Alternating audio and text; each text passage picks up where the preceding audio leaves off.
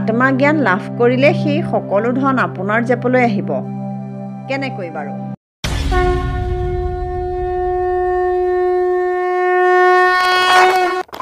নমস্কাৰ, YouTube channel Gitartha কথনলৈ আপোনাক স্বাগতম জনাইছোঁ। শ্ৰীমদ্ভাগৱত গীতা এই গ্ৰন্থভাগীৰ এটি সৰল অনুবাদ আপোনাৰ সন্মুখত উপস্থাপন কৰিব বিচাৰিছোঁ। আহকচোন আমি এই শাস্ত্ৰভাগীৰ ভিতৰলৈ সোমাই যাওঁ। অথ দ্বিতীয় অধ্যায় শ্লোক সংখ্যা ২৪। অচ্ছেদ্যোয়মদাহ্যোয়ম ক্লেদোচ্যুচ্য এব চ নিত্যঃ সর্বগতস্থাণুরাচলোऽয়ং সনাতনঃ। শব্দাৰ্থ: অচ্ছেদ্যোয়ম অদাহ্যোয়ম অক্লেদোচ্যুচ্য। অচ্ছেদ্যো অয়ম অদাহ্যো অয়ম অক্লেদো অচ্যুচ্য। অচ্ছেদ্য ছেদিব নোৱাৰি বা কাটিব নোৱাৰি। অয়ম এই আত্মাক, অদাহ্য দাহ্য নহয় বা নপৰে। অক্লেদ্য নীতিতে, অচ্যুচ্য নুশুকাই, এৱ নিশ্চিতভাৱে, চ আৰু নিত্য চিৰস্থায়ী বা চিৰকলীয়া, সৰ্বগত সৰ্বব্যাপী, স্থাণু অপৰিৱৰ্তনীয় বা স্থিৰ, অচল লৰচৰ কৰিব নোৱাৰি, সনাতনঃ চিৰন্তন বা সদায় একেই। সৰলাৰ্থ: এই আত্মাক অস্ত্ৰই নাকাটে, জুয়ে নপুৰে, পানীয়ে তিয়াব নোৱাৰে, বতাহে শুকুৱাব নোৱাৰে। ই সমগ্ৰ বিশ্ব ব্ৰহ্মাণ্ড ব্যাপ্ত হৈ থাকিও সকলো ঠাইতে সৰ্বকালৰ বাবে স্থিৰ অৱস্থাতেই অপৰিৱৰ্তনীয় হৈয়েই থাকে। সৰল পদ্য ভাঙনি: অস্ত্ৰৱাংক নকাটয়, অগ্নিয়াংক নদহয়, সিক্ত শুষ্ক নহয় কদাপি, সৰ্বব্যাপী তু আত্মা, নিত্য স্থিৰ সনাতন, স্থিৰ হৈও আচন্ত বিয়াপী। ২৪ নং শ্লোকৰ সৰল ব্যাখ্যা আৰু সাৰ্বজনীনতা। এই শ্লোকভাগ পূৰ্বৰ শ্লোকলৈ অনুবৰ্তী। ইয়াত আগৰ শ্লোকৰ কথাখিনিতেই পুনৰ এটা নতুন কথা সংযোগ কৰি দিয়া হ'ল যে সমগ্ৰ বিশ্ব ব্ৰহ্মাণ্ডতে ই ভ্ৰমণশীল হৈ থাকিও ই স্থিৰ, অচল হৈ চিৰস্থায়ীভাৱে একে ঠাইতেই থাকে। সকলোতে গতিশীল হৈও ই আকৌ স্থিৰ হৈ কেনেকৈ থাকে, এই কথা বুজাটো একো জটিল নহয়। সূক্ষ্মতম ৰূপ হোৱাৰ বাবেই ই দুটা গুণ লাভ কৰিছে। এক, ই সকলো ঠাইতে প্ৰৱেশ কৰিব পাৰে। দুই, ই সকলো ঠাইতে সম্পূৰ্ণ একে। ই কোনো ভিন্নতা দেখুৱাবই নোৱাৰে, কাৰণ ভিন্নতা দেখুৱাবলৈ হ'লে ই সূক্ষ্মতম হ'বই নোৱাৰে।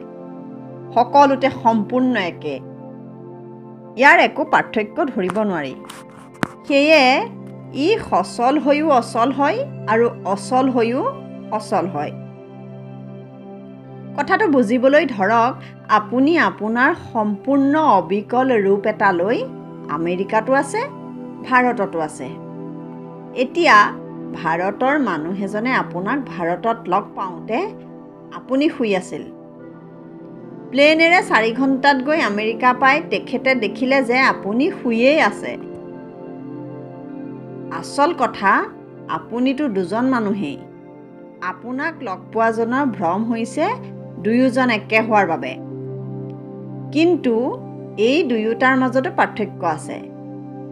আপোনাৰ আমেৰিকাৰ ৰূপটো আপোনাৰ কপিহে, মানুহ দুজনেই।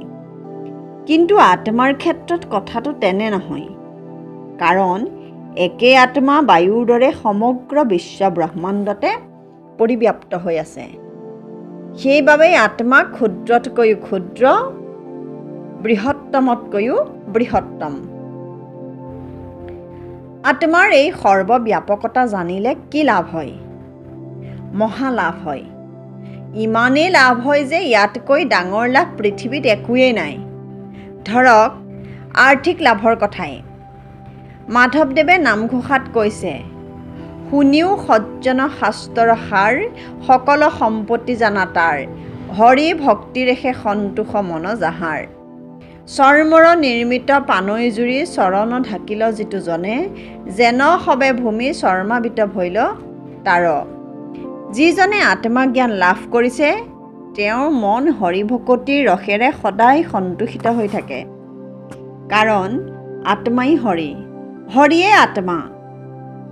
এজন মানুহে চামৰাৰ চেণ্ডেল এযোৰ পিন্ধি খোজকাঢ়িলে তেওঁৰ বাবে সকলোখিনি মাটিয়েই চামৰাৰে ঢাকি থোৱাৰ দৰে হয়। আত্মজ্ঞানৰ কথাও তেনেকুৱাই।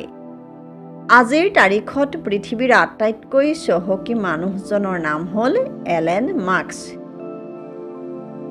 এওঁ ভাৰতীয় মুদ্ৰা হিচাপত ধনৰ পৰিমাণ 2150,000 কোটি টকাতকৈও অধিক। তেনেকৈ জেফ বেজোছ, লেৰী ইলিছনৰ ধনৰ পৰিমাণো কম নহয়। এতিয়া আত্মজ্ঞান লাভ কৰিলে সেই সকলো ধন আপোনাৰ জেপলৈ আহিব কেনেকৈ বাৰু? কাৰণ আপোনাৰ আত্মা এলেন মাস্কৰ আত্মা, জেফ বেজোছৰ আত্মা বেলেগ নহয়, একেই।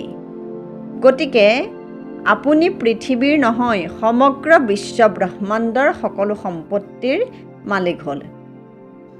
খৰচ কৰিব নোৱাৰিব পাৰে, কিন্তু আচল কথা সন্তুষ্টিহে।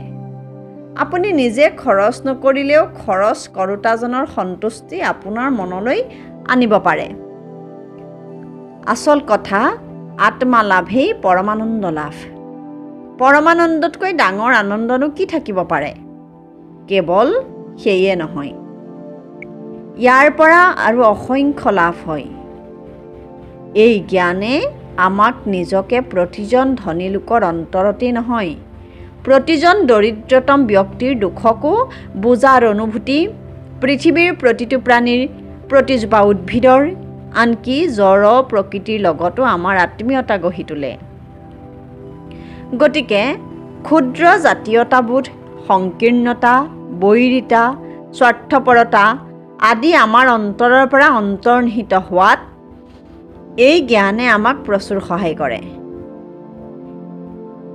এই জ্ঞানেৰে জ্ঞানী হ'লেহে আমি প্ৰকৃত বিশ্ব নাগৰিক হ'ব পাৰিম, গোলকীয় গাঁও গঢ়িব পাৰিম। পৃথিৱীৰ বৰ্তমানৰ পৰিৱেশৰ সমস্যা, ৰাজনৈতিক সমস্যা, তৃতীয় বিশ্বযুদ্ধৰ আশংকা আমি মষিমূৰ কৰিব পাৰিম। গতিকে পিছৰ ভিডিঅ'সমূহ পাই থাকিবলৈ আমাৰ চেনেলটো ছাবস্ক্ৰাইব কৰি বেল বুটামটো টিপি থ'ব আৰু লাইক, কমেণ্ট, শ্বেয়াৰ কৰিবলৈ নাপাহৰিব। ধন্যবাদ।